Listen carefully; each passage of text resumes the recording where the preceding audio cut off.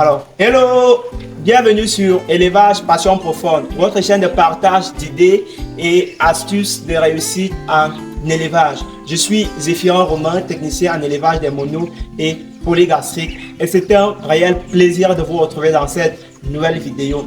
Alors, aujourd'hui, je vais vous parler d'un point important en élevage. Je vais vous parler d'un point important sur la prophylaxie sanitaire. Alors, si vous me découvrez dans cette vidéo, je vous invite tout simplement à vous abonner et à cliquer sur la cloche de notification afin d'être informé à chaque fois que je poste une vidéo sur cette chaîne. Je vous invite aussi à rejoindre notre communauté sur WhatsApp. Pour ceux qui ne sont pas encore membres de notre communauté sur WhatsApp, je vous mets en commentaire le lien qui va vous permettre, qui va vous rediriger vers notre communauté sur WhatsApp. Il vous suffit de cliquer sur le lien pour rejoindre cette communauté sur WhatsApp. Il y a plein d'avantages à être membre de cette communauté sur WhatsApp.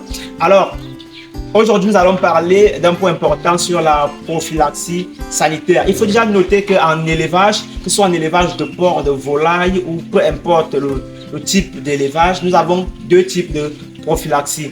Nous avons notamment la prophylaxie sanitaire et la prophylaxie médicale. La prophylaxie médicale qui est l'ensemble de traitements que nous apportons au sujet pour leur permettre de retrouver la santé. Et la prophylaxie sanitaire qui est l'ensemble de mesures préventives que nous apportons au sujet ou dans l'environnement des sujets pour éviter, pour éloigner au maximum les maladies. Donc, il faut donc noter que la prophylaxie sanitaire ici est l'ensemble de mesures sanitaires. Ça veut dire l'hygiène, la construction des loges et tout ce qui va avec. Par contre, la prophylaxie médicale est l'ensemble des mesures de traitement que nous administrons au sujet. Donc, aujourd'hui, nous allons parler d'un point important dans la bonne tenue d'une prophylaxie sanitaire. Et ce point n'est nul autre que votre pédiluve. Alors, je suis passé déjà dans plusieurs fermes et la première chose que je demande toujours lorsque j'arrive dans une ferme, que ce soit dans une ferme de volaille, que ce soit dans une ferme de porc, la première chose que je demande toujours est la pédiluve. Où se trouve votre pédiluve? Alors, parfois, certains me demandent, c'est quoi la pédiluve? À quoi sert la pédiluve? Alors, voilà la pédiluve.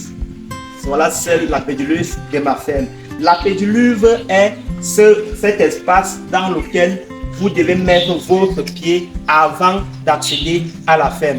La pédiluve, normalement, est le dernier endroit où votre pied doit se poser avant d'entrer à la ferme. La pédiluve est tout simplement un coin qu'on va mettre à l'entrée de la ferme pour y mettre un désinfectant qui va déparasiter tous les visiteurs, les travailleurs et tout le monde qui doit entrer à la ferme, qui doit déparasiter tout le monde, qui doit déparasiter en gros les chaussures.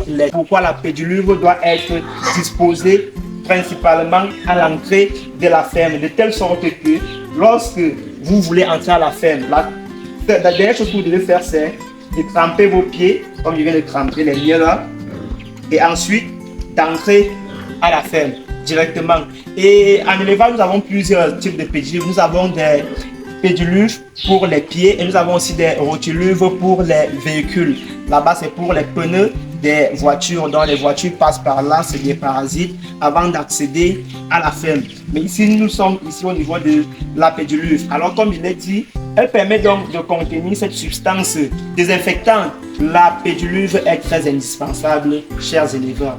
Parce que lorsque vous n'avez pas de pédiluve dans votre élevage, vous ne pouvez pas contrôler le taux de microbisme qui entre dans votre élevage. Vous ne savez pas où est-ce que les personnes qui viennent dans votre élevage étaient avant de venir dans votre élevage. Vous ne savez pas où est-ce qu'ils ont mis leurs pieds.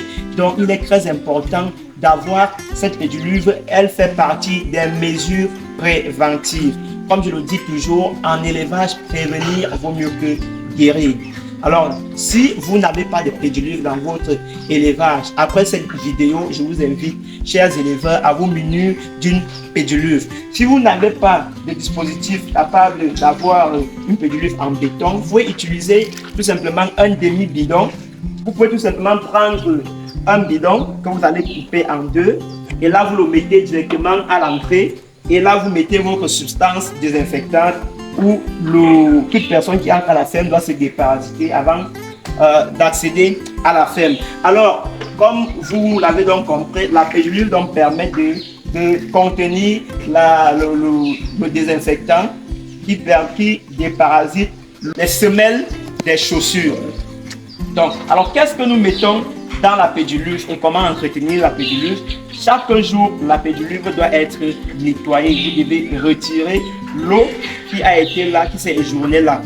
Après les 24 heures, vous retirez cette eau et vous renouvelez cette eau en utilisant un désinfectant.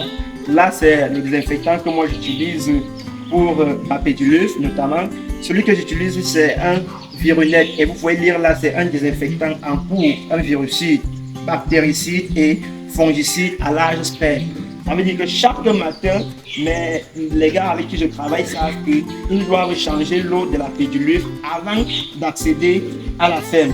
Et il est aussi très important donc, de respecter l'entretien de la pédulure parce qu'il y a certains éleveurs parfois qui négligent cet aspect, qui laissent l'eau de la pédulure et qui viennent changer parfois après 3 jours. Ce que vous devez comprendre par là, c'est que à ce moment, ce n'est plus une pédulure, c'est plutôt un lieu de contamination des maladies. Parce que lorsque la pédulure a dépassé les 24 heures, la substance n'est plus assez efficace et elle ne peut plus neutraliser les bactéries. Ce qui veut dire que ce milieu devient donc un milieu ambiant pour les bactéries qui vont maintenant se développer. Et toute personne maintenant qui viendra mettre ses pieds à l'intérieur va plutôt transporter les bactéries pour entrer avec dans votre ferme. Et c'est par là que parfois vous avez des cas de maladies, vous avez parfois des cas de diarrhée. C'est tout simplement par soit l'absence d'une pédulure, soit par le mauvais usage d'une pédulure. Donc il est donc très important de respecter ces différents points, chers éleveurs. J'espère que cette vidéo vous aura beaucoup appris sur la pédulure. Je vous invite à me laisser vos avis en commentaire. N'hésitez surtout pas à liker cette vidéo et à la partager. C'est ça qui me permet d'avoir de l'énergie, de partager davantage avec vous. Merci pour votre attention et on se dit ciao ciao, à la prochaine.